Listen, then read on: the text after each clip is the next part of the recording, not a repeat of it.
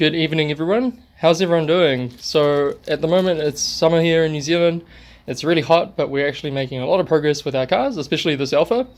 I actually took it for a warrant of fitness today.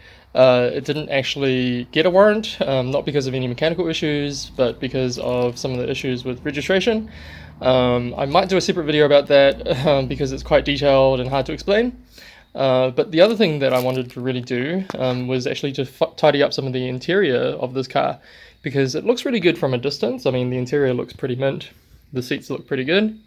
However, if you get up close, you'll see that especially these buttons on the steering wheel, they tend to wear away, and then it shows all of the clear transparent plastic underneath. And this is just due to the fact that they have lights under these buttons. And so I guess the plastic manufacturing or the injection molding manufacturing wasn't so great back then. So they probably weren't able to do that technique, which means that the plastic on top rubs away. So what I've done is I've got a new set of buttons from eBay, and these apparently will not rub off. So we're going to try and fit these today. So the tools that you need, it's pretty straightforward. You're just going to need a size 30 hex. So there's two ways to tackle this. The first and probably the most obvious way is to use a screwdriver with a Torx bit at the end. So I had one of these from another toolkit. Unfortunately, there's not a lot of clearance behind the steering wheel because you need to remove the steering wheel cover to get access to the buttons. What I would recommend is a setup like this, where you have the T30 Torx set up at the end of a ratchet, and this will give you a lot more leverage because they're actually on pretty tight because it's holding the airbag in place, you see, so you really don't want to have that loose. So this particular issue happens a lot on these Alfa Romeo 147s. This also applies to a lot of other Alfa Romeo models and also other car models as well of this era. Quite a few like VW Audis also have very similar problems with buttons. So with this particular car, there's actually 3 bolts that are holding the airbag in place and the front of the steering wheel in place. So the first bolt is up here, and then the second bolt is on the opposite side of the steering wheel over here, and the third bolt is back here.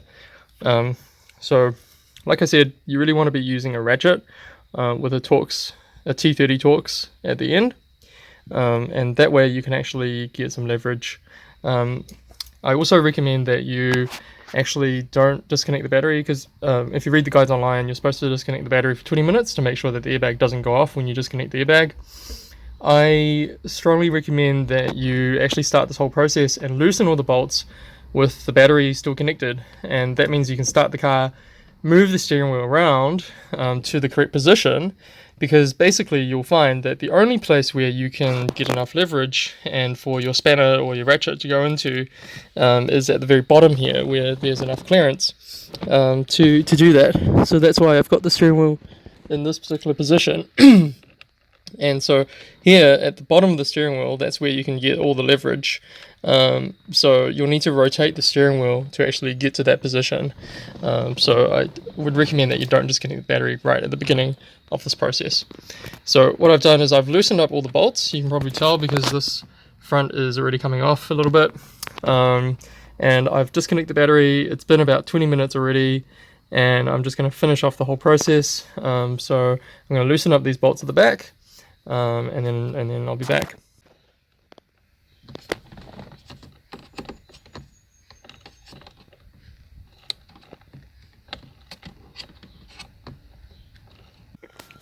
Alright, so this is what it looks like with the front of the steering wheel off.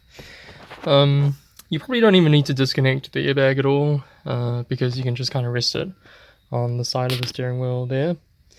So next we'll be trying to take off these housings at the top and bottom, and then we can replace the buttons. So to remove these housings is really simple. You basically just pull them out. There's nothing holding them really apart from a few tabs here. So I've done the top one already, and then I'll do the bottom one soon. And then what you have to do is remove this black plastic. It's getting a bit dark, sorry, so I might turn the flash on. but you have to remove this black plastic from the housing, and then you can get to the buttons. Okay, so I've got both of the housings off of the steering wheel, like that. This one's very, very similar, they're pretty much exactly the same. Just be really careful with this ribbon. You don't want to crush this ribbon or break it. And as you can see, there's two tabs here and here that are holding this black insert into the button housing. So we're just going to we're just going to open up the tabs, and hopefully it comes out really easy. Recommend a small screwdriver for that, but just be really, really careful when you are doing that. Okay, so we've moved everything inside because it's getting a bit dark out there, and also it's a little bit easier to work on these things on the bench or on the table. So I've managed to remove the insert that's holding the buttons together. And these tabs are actually really big because obviously you don't want the buttons to be pushing through the steering wheel, so they lock in pretty tight. So I found the best method to actually remove them is just to stick a screwdriver through the hole on the housing. You do have to use quite a bit of force, but it will come out eventually. And that means that we can actually get access to these buttons. So all you have to do is pry these buttons out like that, and there you go, that's one. And then there's the other one as well. Just poke it out. So there you have it. There's the old ones. They're looking a bit tired. There's a lot of light bleed coming through as well on the edge of the buttons, as you can see on that one, for instance. And these are the new ones. So these new ones, I believe, are injection molded, so they should not actually wear out at all. That's going to make the car look a lot better. You'll be surprised how big of a difference these small little touches will make to your car. So it's definitely worth doing, especially for a few bucks here and there. It's very cheap. I finally managed to get both of these back in. It was a little bit difficult because you got to put quite a bit of pressure on the housing to make the tabs click in. But just try and do it as best as you can, and it should just go in. So now it's just a matter of reinstalling these into the steering wheel, and we should have buttons that look pretty much brand new. Well, they are brand new, and you should freshen up your steering wheel a lot more. Alright, so we've just finished this little project. I have done up all the bolts on the steering wheel.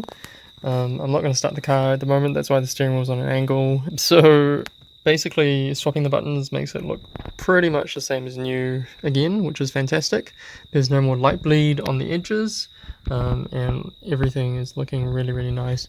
There is a little bit of leather dye fade on the steering wheel. You can't really see that right now because it's nighttime, but I will also be addressing that as well. I've got some leather dye that I can use on that. There's also some leather dye on the seats and on the shift knob that I should address as well. So hopefully once the interior is all done, then this car is going to look like new again. Thanks for watching.